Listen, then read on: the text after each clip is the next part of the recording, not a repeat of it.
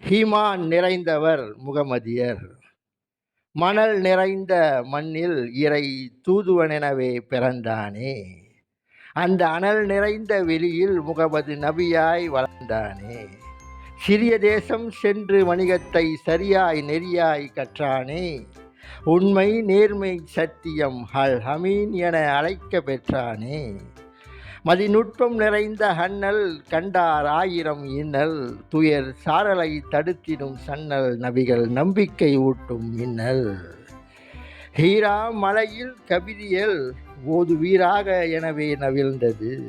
ஹீரா மலையில் கபிரியல் ஓதுவீராக எனவே நவிழ்ந்தது. ஏதும் அறிந்திடாத அண்ணல் வழியில் குரான் போதனை எழுந்தது.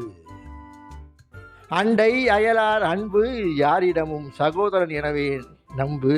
அண்டை அயலாரின் அன்பு யாரையும் சகோதரன் எனவே நம்பு.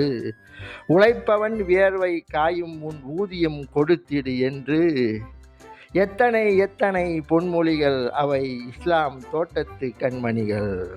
ஏழை எளியோர் வாழ்க்கை அனைவரும் அறிந்திடச் செய்யவே. ஏழை எளியோர் வாழ்க்கையை அனைவரும் அறிந்திடச் செய்யவே நோன்பை 3ஆம் கட்டளையாய் வடித்தான். வாழ்வின் மாண்பை அரேபிய மக்களிடம் விதைத்தான். மத கட்டுப்பாடு கொண்டது இஸ்லாம். ஈகையை மயில் தோகையென விரித்தது இஸ்லாம்.